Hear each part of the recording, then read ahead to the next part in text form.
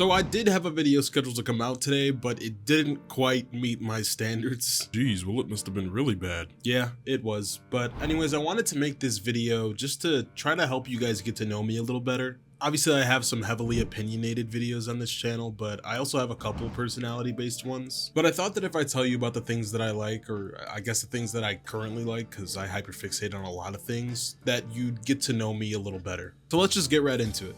Coming in at 8, I have Chan. The thing that I really admire about him is that he'll make videos on whatever he wants to make a video about. And that probably doesn't sound crazy or revolutionary, but I myself struggle to make certain videos that I really want to make just because I don't know if you guys want to see it. And that's not at all a you problem, that's definitely a me problem, but I just really admire that Chan's able to do that seemingly uninhibited by fear. He makes a lot of really entertaining videos on a lot of entertaining topics and is himself an entertaining person, so it's a fun viewing experience. Based on his production and presentation and just what I've gathered on him by watching his videos, I'd say he's a very creative person, and I appreciate that in a creator.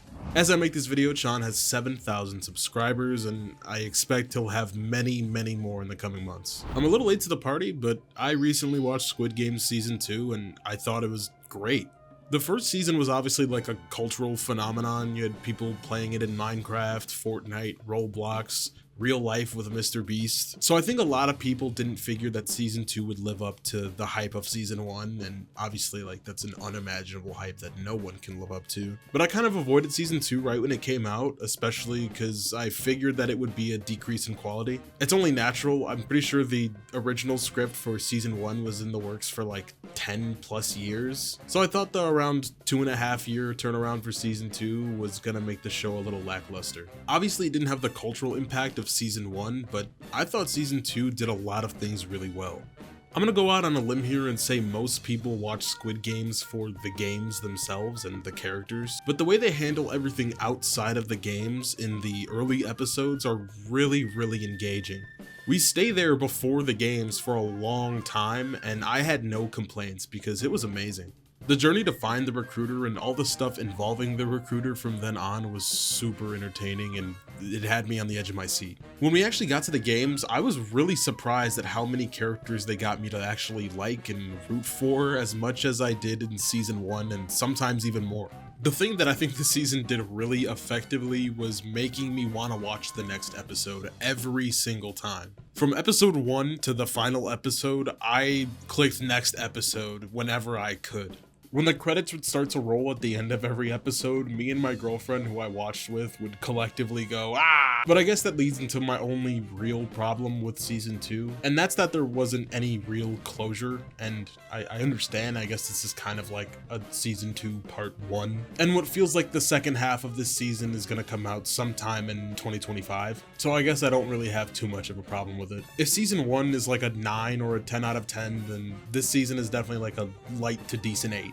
I think some of you might have clocked the fact that I like Dexter. On my last community post, Fortnite Noob 55 commented Dexter, so I guess he knows. But as I make this video, we're 3 episodes deep into Dexter Original Sin. And it's a prequel to the original series set in 1991. I think you could tell that by the music that they play every episode. I don't have a problem with it because the rest of the score sounds very much like the Dexter I know and love. And I think that's really the theme of this show. Dexter New Blood came and went, and some people really liked it, some people really liked it until the end, and others just flat out didn't like it. I think the setting and some of the character choices in New Blood might have scared a few people off, but Dexter Original Sin, I feel, recaptures the original charm of Dexter, especially in those early seasons. We can never relive meeting the characters that we know and love from the original series again, so we get to do that through Dexter's eyes in Original Sin. And I think all the characters are casted phenomenally. Whether they really look like their original counterpart or they just are really good at acting like them, I think everyone does a great job. I was kind of concerned going into it that I wouldn't buy into the fact that these characters are the characters that I know and love, but some of these actors look exactly like their counterparts. And others, like the most important one of all, Patrick Gibson as young Dexter, work really well. He captures a lot of Michael C. Hall's mannerisms and like vocal quirks in a way that is like so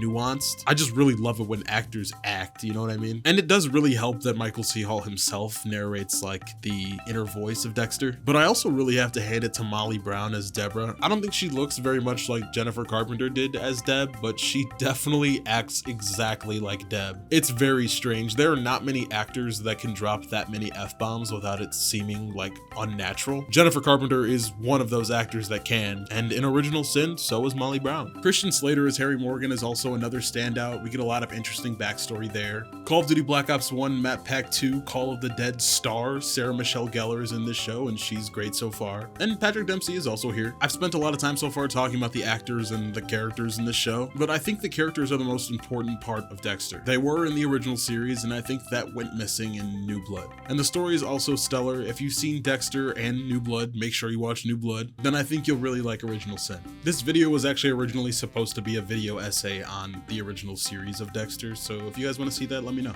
The next thing on the list is NBA 2K25. Okay, don't laugh at me, don't laugh at me, don't laugh at me. A lot of the commentary around sports games today are very negative, and I think 2K25 is one of the most negative of the past couple years. But it's so different to me as a PC player because me and my friends really haven't played 2K like that since like 2K21. Because in a way they stopped supporting PC. Not that they wouldn't update the version of the game that they gave us, but they would never upgrade us to the next gen version. The version that's being played on the PS5 and the Xbox Series consoles.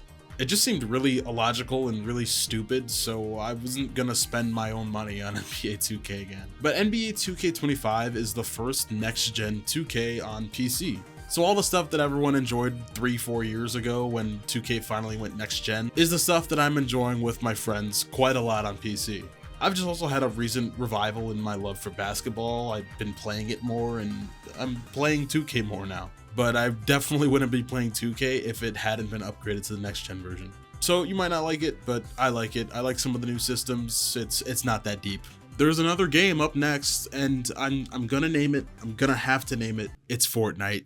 When I played Fortnite for the first time in September of 2017, I really didn't think it would last this long. In fact, I stopped playing Fortnite pretty soon after I picked it up just because my friends were playing other stuff. And when I saw people were buying cosmetics in the game back then, I thought it was the dumbest thing ever. I don't know, it didn't seem like it was gonna last very long. I was one of those people. But here we are more than 7 years later, and Fortnite is thriving. They're collabing with everything from Dragon Ball Z to Skibbity Toilet, and I wish that was a lie, but it's not. But they've also branched out and tried to make like their own little metaverse in the way that Roblox and like a lot of games are trying now. They have a racing game, they have a Guitar Hero / Rock Band clone, they have a Lego Survival and a Lego GTA mode, and most recently they've added their CSGO Valorant type knockoff game.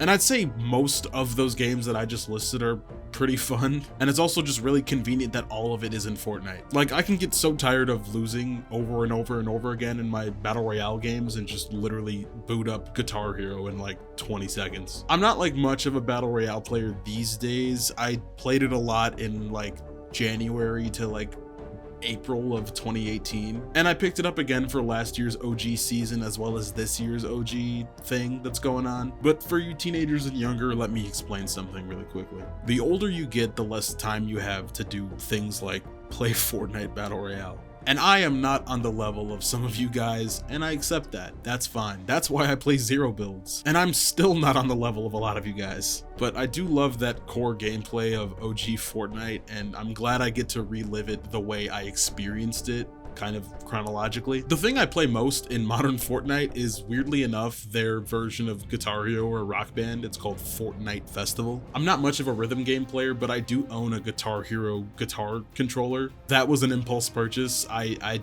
don't have much to say about that. There's just something about Fortnite Festival that keeps me coming back. I think it is easier than Guitar Hero, but it's really, really fun. The social aspect of it is really cool. There's a lot of active players on it at all times, and the leaderboards get refreshed every season. But the coolest thing is that I have a lot of friends that play it, and I actually also play it with my girlfriend, which is really fun. I've gotten a lot better at it recently, and I'm actually competing with the top rhythm game player in my friend group, so wish me luck. I don't know what it is about Fortnite Festival. Maybe it's the fact that I can gritty when my instrument isn't being played.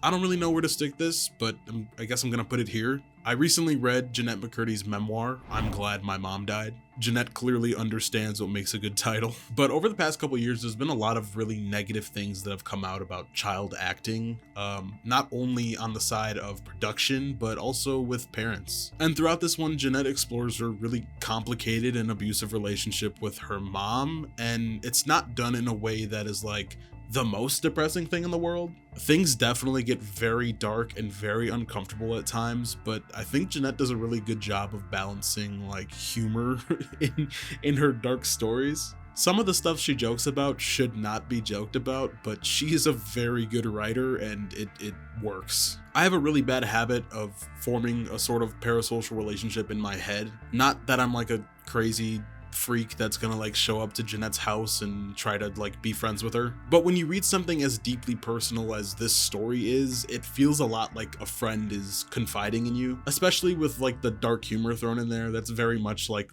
my generation and I guess the generation before me. At times when you're reading it, it just feels like, hey, like we could totally be friends. And that makes it all the more brutal and heartbreaking when you hear some of the stuff that she had to endure for most of her life. Obviously, a lot of you recognize Jeanette McCurdy from iCarly or Sam and Cat, and as a kid, you probably think that's like the dream job, and I think a lot of this definitely shows that it's just not.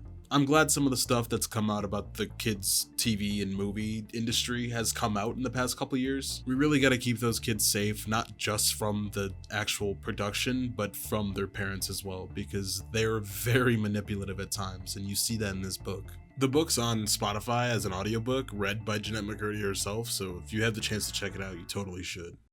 I've always been aware of MGMT, like they had a song in FIFA and in 2K, but I never really like seeked out their music. It always kind of found me, and it actually found me again like not too long ago, like in early December. There was this video that was randomly recommended to me on YouTube of MGMT performing Kids on 4/20/2003, and they're performing it at this university for like this special event day or something. At this point in their lives, both of the leading men are younger than I am right now, and there's a bunch of people that are around that age just dancing carefree. Obviously, no smartphones to distract them from living in the moment.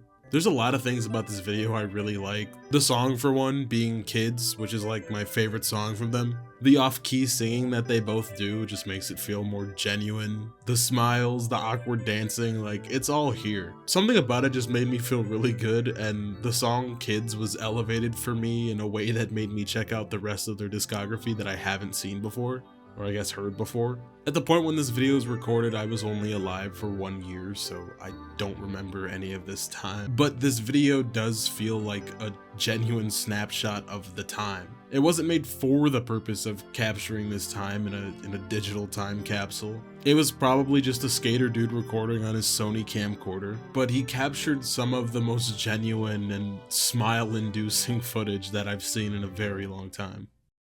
Robert Eggers' Nosferatu. This is a movie I've been looking forward to since before I knew it was being made. Like when I saw the announcement, I was at work where I worked at a movie theater, and I almost fell to my knees.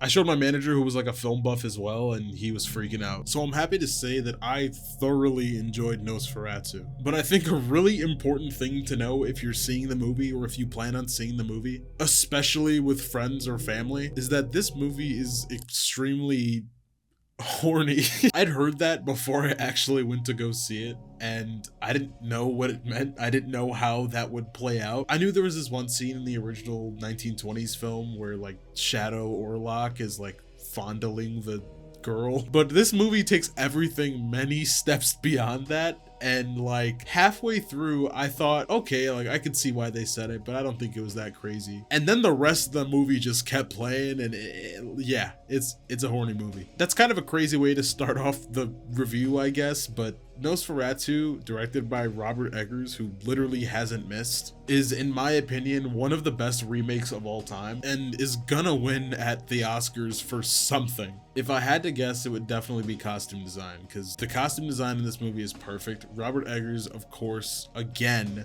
is the king of period accurate films, but it could also win for best makeup because Bill Skarsgård disappears into the role of Count Orlok. If you gave me a list of 1,000 Hollywood actors and Bill Skarsgård's name was on there 10 times, I still wouldn't have guessed that it was Bill Skarsgård. The makeup was crazy and his voice was unlike anything I've ever heard him in before. I also thought there were two standout performances from Lily Rose Depp and Nicholas Hoult. The story was also really solid as well, maybe not so like twisty-turny because it was a remake of Nosferatu, which itself is an unlicensed adaptation of Dracula. But like I said, it's one of the best remakes I've ever seen and everything is done super well in this movie. If you do end up seeing it, I think you should see it in theaters. Obviously that's how it's meant to be seen, but there's just so many elements of this movie that I think only work when you're in a completely dark movie theater and also a completely quiet environment. This movie uses like breathing and breaths so well and it made me start mouth breathing. I don't know, maybe that's a me problem.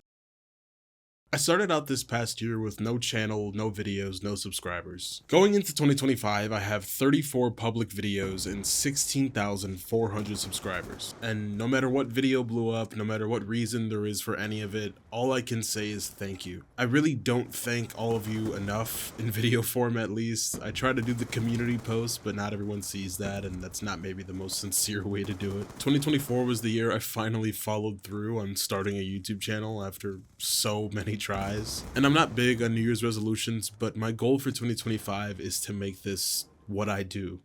For at least the next little while, I'm gonna have a lot of stress between having to work to afford my rent and all the other things that come with having a grown-up life. But I think the biggest stress for me lately has been not being able to get a video out. And I just really don't want anything to stand in the way of me making videos. So for the time being, I can't promise how consistent these uploads are gonna be, but I can promise that I'm working towards making them way more consistent. As soon as it's a smart financial or life decision to quit my job, I absolutely will. I just hope you guys will stick with me until then. So again, guys, thank you for all of your support in 2024, and I really just hope that 2025 is the best year it could possibly be for all of us. I'll see you guys in the next one.